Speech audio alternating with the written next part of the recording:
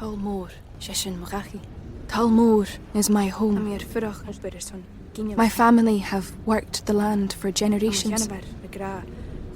My gran says the island does not belong to us, but we belong to the island. And we must be ready, for a great evil is coming, and death follows with it. Listen and subscribe to the latest season of Undertow, The Harrowing, a Storyglass production presented by Realm, available wherever you get your podcasts. Hello, I'm Alison Larkin, writer, comedian, narrator, and host of the Jane Austen podcast. Join me as we embark on a journey through Austen's timeless stories, starting with Pride and Prejudice. The Jane Austen podcast with Alison Larkin is available wherever you listen to podcasts.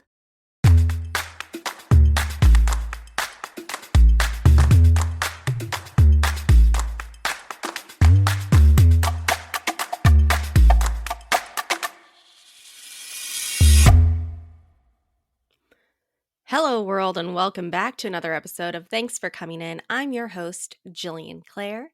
Okay, so last week I said that I was, 5 books into Bridgerton, 4 books? I have 1 left now. I keep doing this thing where I'll start a new book at 7 p.m. and then stay up till 1 or 2 a.m. finishing it because apparently I can't put it down. I'm just so invested in these characters and these people now. A little too much, probably, My best friend texted me this morning saying she's worried what's going to happen when I finish the last one. And I gotta say, I am too a little bit, which will probably be tonight. Because I can't help myself, apparently. I haven't read a book series this quickly since, I think, the Sookie Stackhouse series. I devoured those so quickly. I think True Blood had already been out, and it was maybe the first season when I realized that Charlene Harris had written probably 10 or 11 books already at that point. So I had bought the box set that had, I think, the first 7 or 8 and devoured them so quickly. And then slowly the hardcovers of the other books started coming out, which is always so rough to wait for the next book. But yeah, I haven't read a book series like this quickly in a minute. I did finally read Harry Potter a few years ago after a few of my friends made me.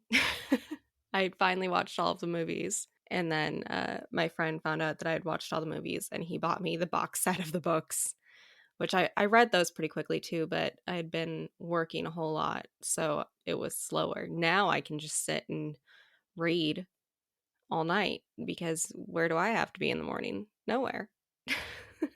Anyway, that is my my book monologue. When I talk to you next, I will probably be very sad because Bridgerton will be over and I won't know what to do with my life. Today on the show, we have Thomas Nicholas. You know him best as Kevin from the American Pie films, Rookie of the Year, Walt Before Mickey, Zeroville. He has a brand new film called Adverse, which he stars in and he also produced. I can't wait to see this film, and it was a joy to talk to Thomas, so here is my conversation with Thomas Nicholas. Welcome to the show, Thomas. Thank you for having me.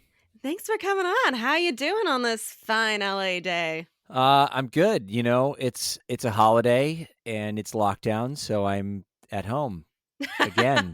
But it's a holiday, so I got that going for me. Do you have special plans for today? No, I mean, listen, it's President's Day and we're celebrating our new president, so that's all we need, right? Yeah, I mean, I like this President's Day much more than I have for the last 4, so there you go. Gee, what do you mean? I don't know. It's so weird, right? I don't know. I'm going into the I just want to erase my memory. Is that okay? Can I just erase my memory? We'll just pretend like erase. It didn't happen.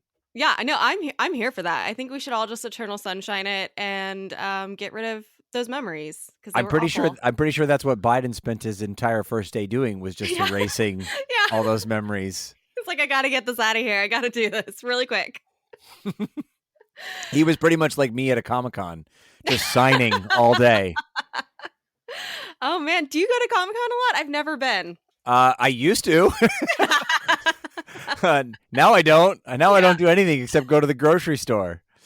Although here's the dichotomy of that, right? So since March of 2020, I've seen only the grocery store once a week, and maybe a handful of times to like the post office or to the Rite Aid.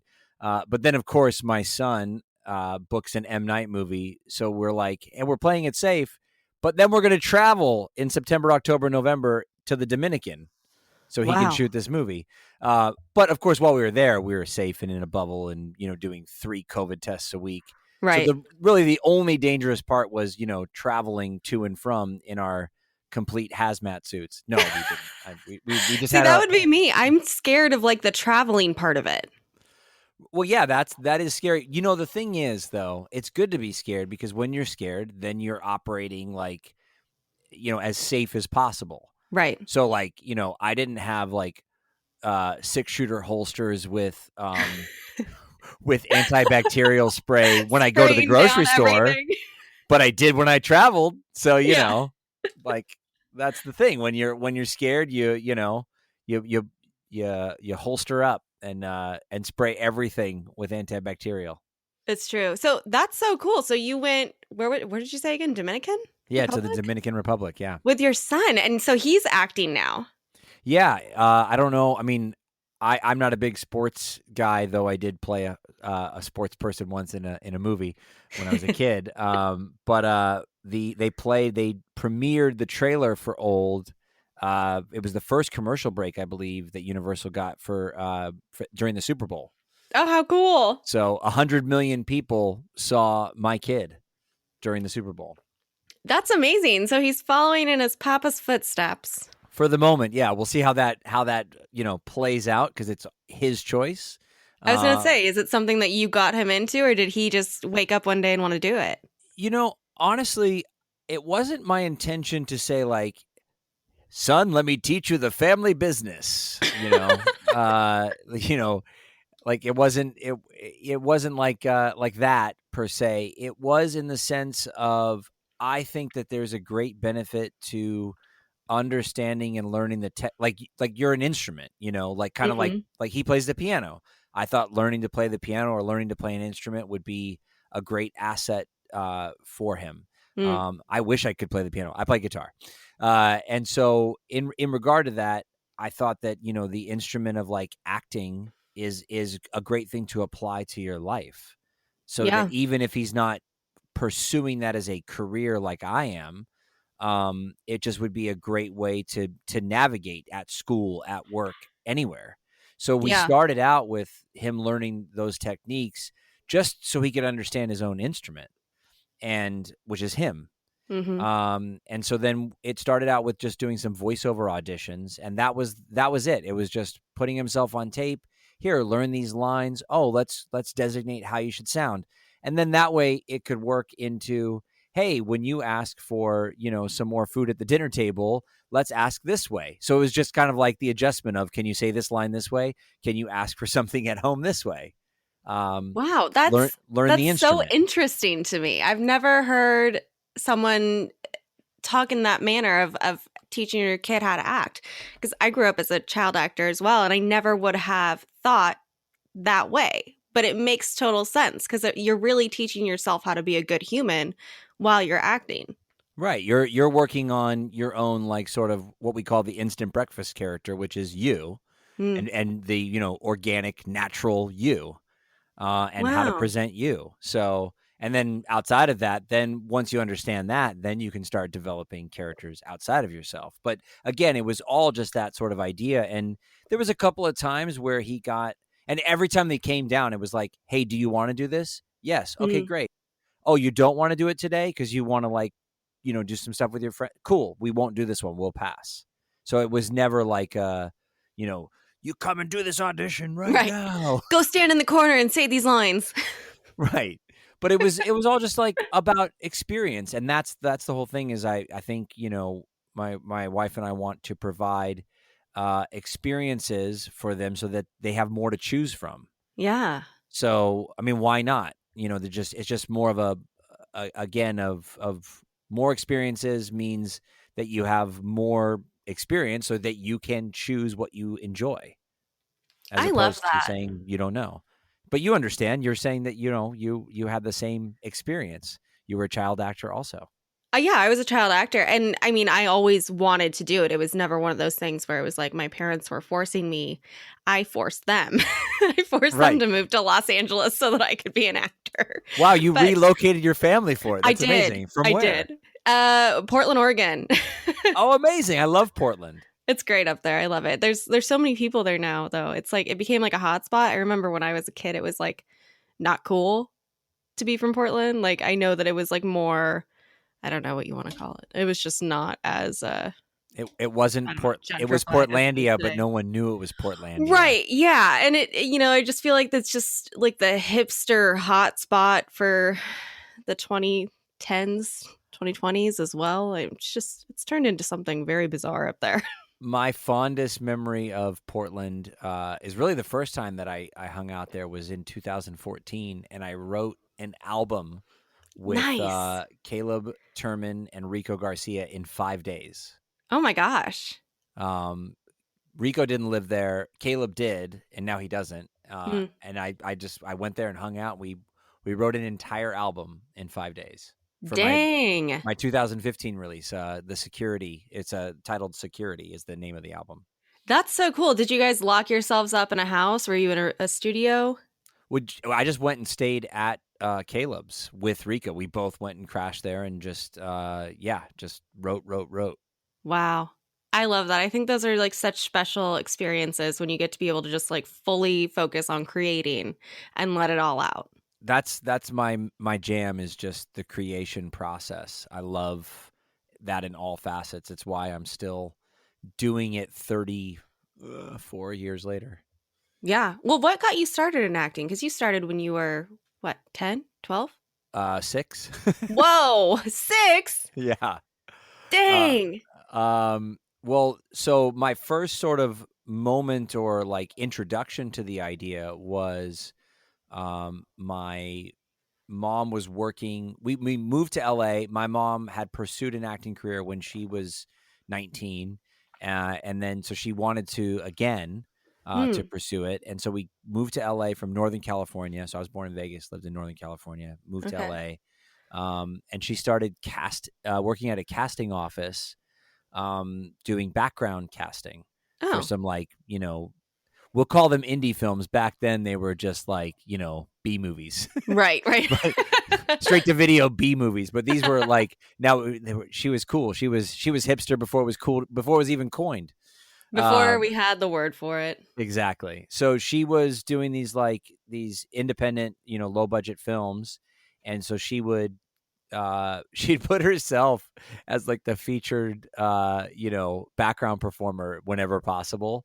So there's like in this one film, I believe, that I'm in, she's like, the main focal reporter, the main focal nurse. She's like all over the dang thing, which is awesome. And so there was a call she got like on a Sunday night, and it was like 10 p.m. And they're like, okay, we need an altar boy, 6 a.m. call tomorrow. And so she woke me up before school and she's like, you're coming to work with me today. And so, I was sort of, I guess more or less forced into the first thing, but I loved it. Yeah. I was beyond my years in maturity. So I handled myself well, but that was my first experience, was being on set. And that's, I think, the thing that I love the most is being on set. And there's something so magnetic about being on set when you're a child, like seeing all of these adults work in these incredible jobs and seeing the set come to life and everything happening around you. It's just so eye-opening and just wondrous.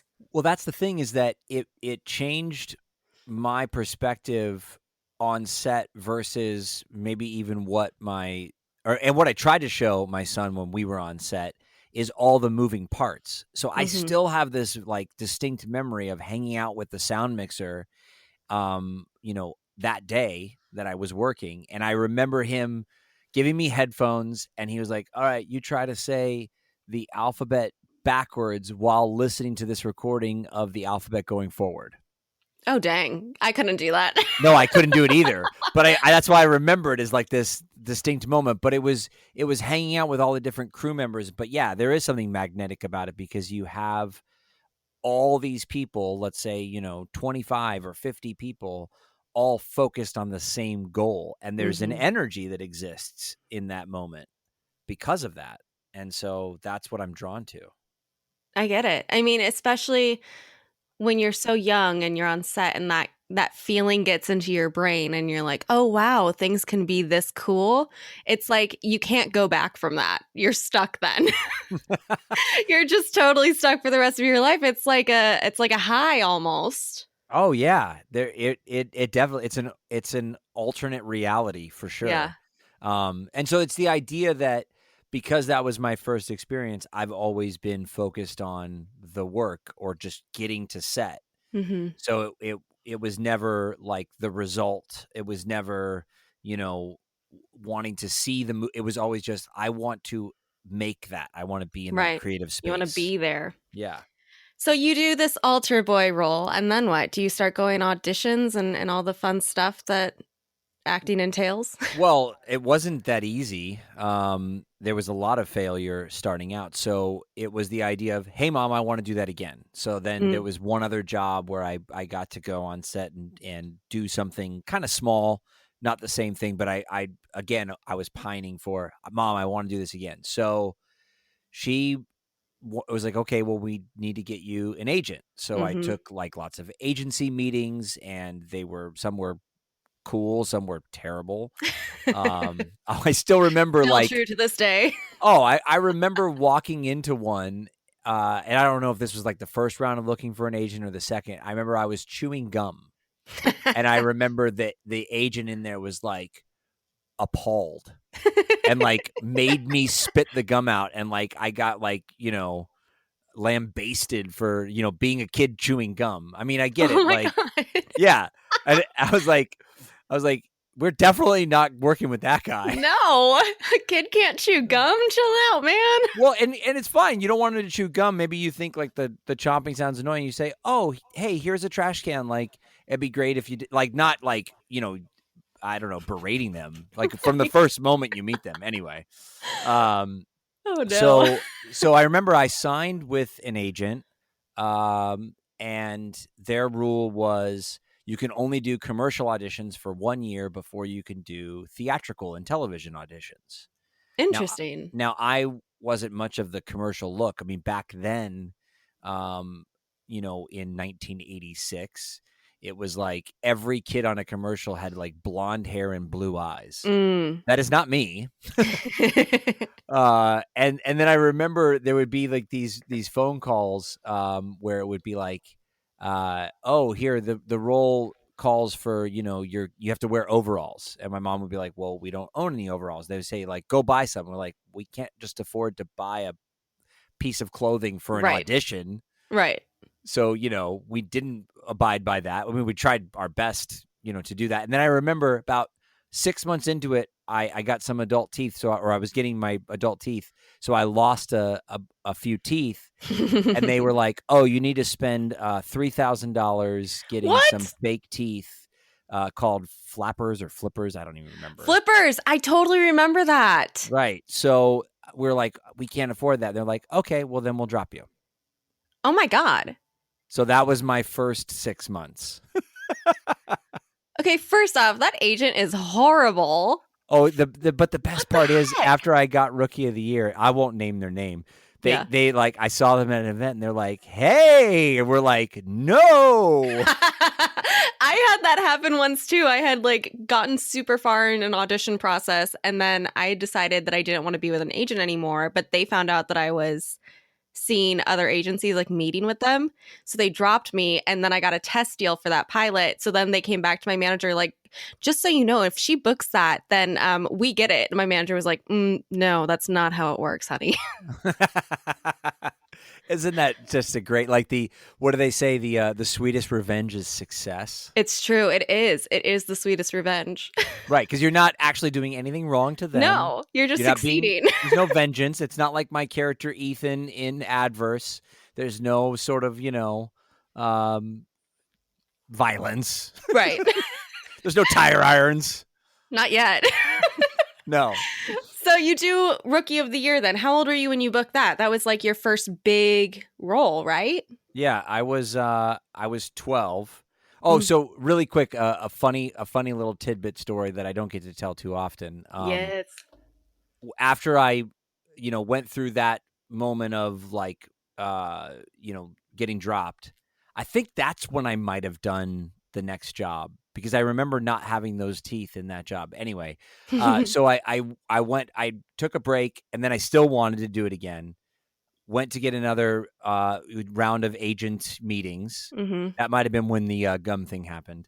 So I went to this other agent, and they were like, "Oh, you need to. I want to see what your acting ability is. So learn a monologue." So I remember we went to the library. I picked up a monologue book. I learned and memorized for 2 weeks. I worked on The Lemonade Stand. Oh, man. And so I had this thing like pegged, memorized, like the whole nine. Yeah. So we go to meet with the agent, and she goes, "Oh my God, you're adorable. I'll sign you." And I looked at her. Excuse me, miss? Yeah, no, I said, "Can I still do my monologue?" And so I did. I still did it anyway, because I was like, I worked on this. You're going to see it. Good for you. I didn't say it like that. I was probably like just more excited than right. I was, Well, it's kind of like when you get like, 4 scenes for an audition, and then you go into the casting office and they're like, "We're only going to be reading scenes 1 and 3 today." And you're like, but I did so much work. Right. Please let me show you my work. Totally. That's totally that I can't tell you how many times that's happened. You're just like crestfallen. Yeah, and then you sit there and you're like, "But I spent hours on this. Please." Yeah. Or the other one of like, "Oh, I just didn't quite. Can I just have one more take, like one more stab at that?" And they're like, "I'm sorry, we just don't have time." Yeah. You're like, "But I know I can do it better. I just didn't get there." They're like, "Please." It's just so go. sad. Just so go. Sad. Oh God. As a podcast network, our first priority has always been audio and the stories we're able to share with you. But we also sell merch, and organizing that was made both possible and easy with Shopify. Shopify is the global commerce platform that helps you sell and grow at every stage of your business, from the launch your online shop stage all the way to the "did we just hit 1 million orders" stage. Whether you're selling scented soap or offering outdoor outfits, Shopify helps you sell everywhere. They have an all-in-one e-commerce platform and in-person POS system, so wherever and whatever you're selling, Shopify's got you covered. With the internet's best converting checkout, 36% better on average compared to other leading commerce platforms, Shopify helps you turn browsers into buyers. Shopify has allowed us to share something tangible with the podcast community we've built here, selling our beanies, sweatshirts, and mugs to fans of our shows without taking up too much time from all the other work we do to bring you even more great content. And it's not just us. Shopify powers 10% of all e-commerce in the US. Shopify is also the global force behind Allbirds, Rothy's, and Brooklinen, and millions of other entrepreneurs of every size across 175 countries. Because businesses that grow with Shopify. Sign up for a $1 per month trial period at shopify.com/realm, all lowercase. Go to shopify.com/REALM now to grow your business, no matter what stage you're in. Shopify.com/realm.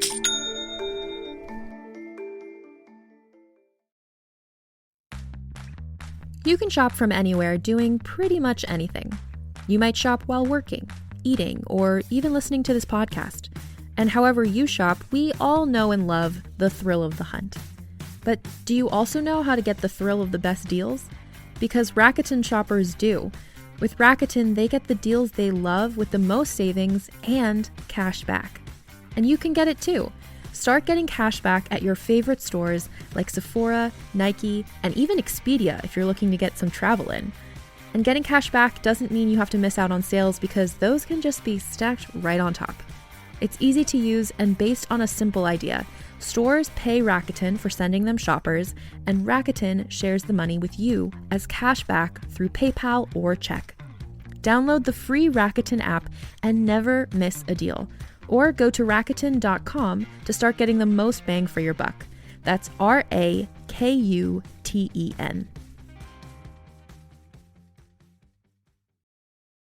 So you do Rookie of the Year when you're 12, and then what happens after that? There's another failure in there too, though. Oh my God, there is? Yes, of course. There's failures all over the place. What is okay, Jillian? What's the difference between someone who succeeds and someone who fails? Multiple failures? The person who has succeeded has failed more times than the person who failed tried. There you go. It's true. So there's lots of failures all the way. Oh, yeah. So I auditioned for Rookie of the Year, no callback. Huh. And then I was switching agents. New agent says, "Hey, got an audition for Rookie of the Year." I said, "I already auditioned for that." And then she said, "Well, they don't remember. They obviously don't remember you, so go again." So if at first you don't succeed, try again. Oh, that's so funny. So yes, so I do Rookie of the Year, and that was my first quote unquote big break, and that was an experience unto itself, especially afterward when it succeeded, and I did my best to shy away from that, because I like the work, not the recognition of that or the accolades of that or the result, the popularity and all that. Yeah, like I think that look, being recognized or getting recognition for that, or quote unquote fame, is the byproduct of that, not what I'm trying to achieve. Though I have learned as an adult that does help you get more work, so you have to kind of play both sides. It's a balance, because you don't want to be followed by paparazzi. You don't want that sort of fame, but at the same time, you do need to have your name out there so that you can continue to do the work. Oh yeah, I learned that the hard way, because in fact, I'm talking to about some future projects with my manager around that time. So I signed with a manager who, ironically, was in the original Rookie of the Year. Oh, funny. So if you don't know, did you know that Rookie of the Year was a reboot? I didn't know that, no. So there's a movie called Roogie's Bump. Roogie's Bump. Which is the Brooklyn Dodgers. And a kid gets a weird bump in his arm and ends up pitching for the Brooklyn Dodgers. And so I signed with this manager after Rookie of the Year. He was one of the friends in the original, in Roogie's Bump. And so how funny is that? Just I know, so right? Coincidental. I love that. Which, I mean, to be honest, I didn't know there was a Roogie's Bump until I met him and he told me this story. And so I did Kid in King Arthur's Court, and he was like, "All right, let's get you a publicist." And I was like, "No." And he could not talk me into it. I did not want to do any publicity. I just wanted to work. And I learned the hard way that if you don't publicize what you're doing, of course, I made that mistake one more time. Yeah. I didn't hire a publicist during the first American Pie. Oh, man. But, everything kind of works out in the end, because I think I didn't, that role didn't become synonymous for me. I didn't get, only known for that. And I've been able to kind of traverse genres. Which is lucky in itself, because I feel like American Pie is what you would consider a cult classic at this point. I mean, it's so well known, and to not be pigeonholed by that role is a major feat. Yeah, I think and that is only happened by mistake, because I mistakenly twice didn't hire a publicist to advertise my work to get more work. But I learned my lesson after that. After I couldn't buy a vowel after that movie. Right. I was like, and everyone else was working a ton. I was like, that was a mistake. Oh, I get it now. Well, I mean, I remember showing up and everyone had their publicist there, and I was like, what's going on? What are you guys doing? I thought we were just here. Universal called. They said, come here. You guys all hanging out with your team. And it seemed I don't know, weird to me. But, I was young. I was 18. That is young. Yeah. especially for such a huge movie like that. I'm a little, I think maybe I'm still a little, but I think there was some naivete Mm, to like hey, we're all in this together, and it's right. really like, it really is. I mean, not to say that there was like a competition thing with that group of people. I'm just saying that in the idea of like, I didn't think that because Universal had their publicity team, I didn't think you also needed to have your own. Right. Like I thought we were like a baseball team, like we got the coach and the manager and we're all together. We're on the same team. But even in baseball, they all have their own respective managers and agents. Yeah, because you got to get what you want to get after it. Exactly. So, So I've so learned to be selfish. I mean, yeah, you got to be you have to be a little bit selfish to be an actor. You got to know what you want and you got to be able to go after it, and to do that, you have to be a little tiny bit selfish. Yeah. And it's really a fine, again, it's all about that balance of being able to be Machiavellian enough to sleep at night, but selfish enough to move forward. Mm-hmm. God, we should get that tattooed. What a great quote. That's a pretty long tattoo. It is a long tattoo. I'll just write it on my wall instead. Can you tattoo this on me in size 4 font, please? Oh God. So, you've done so many things throughout your career. You've been doing it for how many years now? 34. 34. And you have a new movie called Adverse. I do. Which you also produced. I did. How exciting is that? When did you get into producing? I produced my first film, produced, wrote, directed, and acted in my first film when I was in my early 20s. Oh, wow. And then I did my second one, actually with Brian A. Metcalf. I met him on my first one. He actually came and did a favor and did help me with the storyboards, and then also did some visual effects, which he has a history of doing for like the major studios and stuff. And then we did a film together in the mid 2000s that also was released by Lionsgate. And then Adverse is really our fourth feature film. Wow. But it's the one that I think we're both the most proud of, and we have a new producing partner, Kelly Arjun, who worked on Adverse with us. So now we're a 3-person team. I like that. I mean, there's always room for more opinion, right? Yeah, it's all about finding that group of people that can have each other's backs. Mm-hmm. That is that is capable. I mean, and we all acted in the film. So Kelly plays Mia and Brian plays Dante. And so they've, both had their experience of, studying probably even at more prestigious acting schools than myself. So I feel like I've got to go back to school. So that's that was one of my plans. And then of course the lockdown happened and I didn't really have the opportunity I don't want to do it on Zoom. Yeah.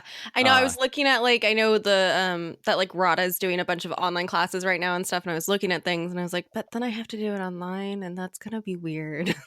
Yeah, there's something about being in person that is it changes the game. So, but that's my plan. I plan on because Brian definitely hipped me more to some Meisner techniques because he had studied more Meisner and I had studied more Stanislavski, and I ended up kind of actually for the first time reinventing my technique and doing a bit of a hybrid between the two. Yeah. I don't want to sound too bougie, but No, it's fun when you can really explore that, especially, after you've been doing it for so long, and finding something new that works is always exciting. Yeah, it was really cool. So my greatest Meisner prop in Adverse was my tire iron. There you go. And Adverse is out now, right? People can watch it? Yeah, it released to select theaters on Friday, February 12th. And so it's just doing a short run. But we pined for that theatrical window because we know how hard theaters have been struggling during the lockdown. Yeah. And we actually a big win for us is we heard someone posted on Twitter. Well, one of our executive producers went to see the film in Orlando Oh, wow. at a theater and said that the staff, that they said that they hadn't seen that much, like, they saw a lot of customers come in. They were like, we haven't seen a film be responded to this way in a while. So, like, it was Oh, good how just to hear. fun. Yeah, just good to hear that, like, it did what we wanted it to do, that Right. we wanted to help bring business. I mean, I love going to movies in the movie theater. We couldn't get any, in LA, they only just opened back up. Yeah. And so when we were booking theaters, they were all shut. But yeah, we wanted that window, and then it'll be out on, Apple TV and all the streaming services that Lionsgate uses on March 9th. March 9th.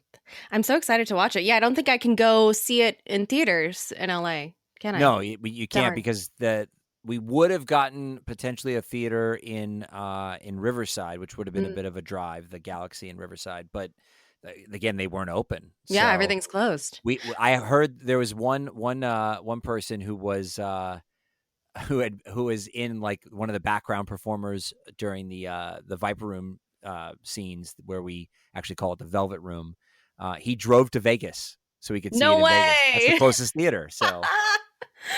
Oh my gosh, that's so funny. I was doing a show, and I was in a bubble last year, and everybody, when we got out of the bubble, was like, let's go see a movie in Vegas. And I was like, I'm still scared, but have fun. I'm still scared. Well, I'm very excited to see that March 9th. And on this show, we like to share audition stories that have gone awry, or things that we have almost gotten that we didn't, that would have been incredible. Do you have any audition stories you would like to share with the audience? I do. And it, in fact, it worked out again. I'm the eternal optimist, so I'm always about how the inadvertent result worked out well for me. So I mentioned earlier that drama is more of my forte, and comedy was not. So when I first started doing acting school, my mentor and acting coach said, "You're only as strong as your weakest link, so let's work on your comedy." At the time, I screen tested for The Good Son, which ultimately ended up starring Elijah Wood and Macaulay Culkin. Yeah. So it was a mix and match session. And from what I understood, Elijah was there, and they had mixed and matched the other kids. So Macaulay was not at this screen test. And so I knew that it was, like, down to, there was maybe 5 or 7 of us there. And I think it was down to, like, between 3, and we had quote unquote pins in us for scheduling. Oh God, those pins, man, they give me such anxiety. Yeah. I used to call them pins and needles. No kidding. Yeah. I think I still would call it that if I get a pin put in me. And then I remember reading or finding out that Macaulay Culkin got the role with Elijah Wood. And I'm like, wait a second, he wasn't even there. How did that happen? You're like, I was there, I know. Yeah, and my agent explained the process of, well, sometimes they make an offer or they're negotiating, but they have to have their backup plan. I'm like, that was just for the backup? Like, I'm like, Yep. just struggling to be the backup. So the point is that soon after that, I did audition and book Rookie of the Year. There you go. If I had booked The Good Son, I wouldn't have booked Rookie of the Year, and therefore my life would be completely different. Who knows? Completely different. I wouldn't have then started a career in, comedies. I probably wouldn't have done Kid in King Arthur's Court, where they put me in a baseball uniform again, and then American Pie. Yeah. all like a completely different pathway. And so I don't regret anything. I just know that was the turning point, and I'm hoping that Adverse is the turning point back to drama. And so, only time will tell. I do the things that I do, and I make the best work that I can, and, hope to achieve that. But I think for all intents and purposes, if I was to compare myself to Mickey Rourke as a boxer, I was a right-handed boxer back when I screen tested for The Good Son, and then when I got Rookie of the Year, I pretended to be left-handed for 10 plus years.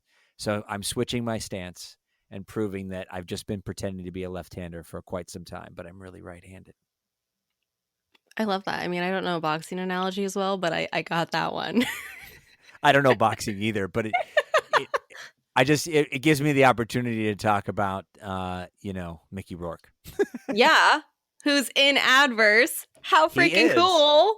Yeah. He was incredible to work with, such an intense performer. And I learned a lot about, making sure he's so in character that I have watched him when he's walking with his cane. My wife saw a scene and asked about it, and I even saw someone in a review talk about him hobbling around and how it must have been tough to film with him. The guy was like working out in between camera setups. He brought workout gear with him. He's got a 6-pack. Yeah. But even still, we would do scenes, and the way that he would like fall into the car like he was unable to walk well, it would even fool me in the moment. I'd be like, "Oh, is he okay? Like, do we need a cut?" Yeah, like he seems like he's like, is he going to be able to make it through? And then I had to remind myself, watching him like do sit-ups in between camera setups, like, oh, he's fine. He's just acting. Great. He's just fantastic acting. At his job. Right. So believable. He's fooling, reviewers. That's pretty impressive. Gotta say. Yeah. How was working with Sean Astin? Have you guys worked together before, or did you grow up in like the same group? We have a mutual friend. One of my roommates worked on Goonies with Sean back in the day. And I know that they produced Remember the Sultana together, which is a documentary about the greatest U.S. maritime disaster. Oh, wow. And so I did a couple of voices on that. So that was really one of the first times that I met Sean after hearing about him for years. And then we did some Comic-Con events together. And so, so that's sort of my history with him. But this is my first time getting to work with him. And I thought he did a fantastic job playing against type, being a sleazy rideshare boss versus, the normal sort of fare that we see Sean do so well. Yes, Samwise. Yes, Samwise and Bob in Stranger Things and, and Rudy and, Toy Soldiers and, like all this this great stuff. He doesn't often play sleazy, so it was fun to see him delve into that. Well, I'm super excited to watch it. I can't wait to see it. March 9th, everybody. Make sure you tune in and watch that. Do you have social media? Where can people follow you to follow your journey? My social media acronym is TIN Band, TIN Band, namely because my name, back before I had dropped the Ian to become more of an adult. So it is just Thomas Nicholas now. I can't really have 3 first names and like be taken seriously, can I? I don't know. Can you? Wait. I just got a message from my distribution agent. Really? We got some week 2 holds in several locations. Congratulations. Yeah, that's amazing. I did not expect that because we'd only done the way that a limited theatrical works is, you just get the 1 week. And then obviously if you don't make any money for the theater, you can't really do a second week. Yeah. I mean, and obviously when I say make any money, they've got things that are coming in. They're only going to hold you if they, feel like you're doing above average. Right. Right. So if you're average or below average, you're out. So to get a hold on a following week, that's a big win. I feel pretty good right now. And it happened on the show, which is even cooler. I love this. I'm glad that I got like a little, we're doing this on, through the laptop. So I got like a notification and I saw like the distro agent's name. And I was like, uh-oh, what's he saying? Your heart rate like stops for a second when you see those emails too. It's just like, oh God, what's happening? What's going on? He luckily put it in the subject line. So I saw week number 2 holds and I was like, oh, that's good. That's good. I'm going to interrupt myself and tell you. I love it. I'm glad that I got to experience this with you. Yeah, it's well, thank you. That's awesome. It's awesome. And then there's a couple theaters that weren't able to have us in this week that are opening this Friday, which is namely, I think, Tucson and the New York area in Secaucus, New Jersey. Awesome. Well, everybody should go check that out. I could talk to you for hours on end because I feel like we didn't even get to half the stuff I wanted to talk about. But that's because I was too busy talking about all my failures. Well, no, but that's like the point of the show. So it's great and I love it. And it was so nice to talk to you, and I cannot wait to see Adverse, and I'm so excited to see what you do next. Do you have anything on the books? Anything you want to produce next? I think Brian and Kelly and myself are talking about getting into the TV world.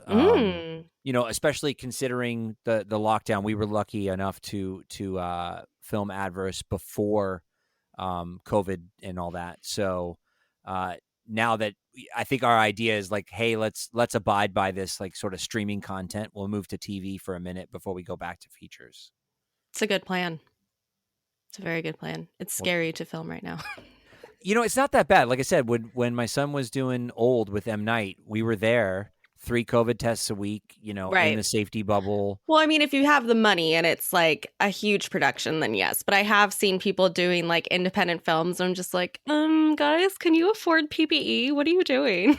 Oh, I mean, well, actually, what I noticed with that is they had the regulation with the A, B, and C groups. Yeah. Brian and Kelly and I, we're going to just do a smaller crew, but just do everyone in the A group to make everyone feel safe. Yeah, I mean, I think that's like smart, and it keeps everybody's morale up, and everybody feels good about being there. Totally, I think everyone that's there should be testing 3 times a week, and then also, then you're not like worried or like like I don't know, having invisible barriers. You can't be within 20 feet of me. You're not part of my group. Okay, I feel like it's like a class system. It is like a class system. Oh gosh. Well, thank you again so much for coming on the show. I'm excited to see what you do next, and please come back when you have something else to promote. Yeah, we'll do. And we can definitely talk again. Thank you so much for having me. Thanks again to Thomas for coming on the show. Don't forget to check out his new movie Adverse in theaters now. If theaters aren't open where you are, check it out on VOD March 9th. Tune in next week for another episode. Somebody will be on. I will be talking again. Hopefully I will have found a new book series by that point. Make sure to subscribe to the podcast wherever you're listening to it right now. Leave some stars, some reviews, some love. Love to hear from y'all. Make sure to tell your friends, your family, your cockatoo about the show. And as always, thanks for coming in.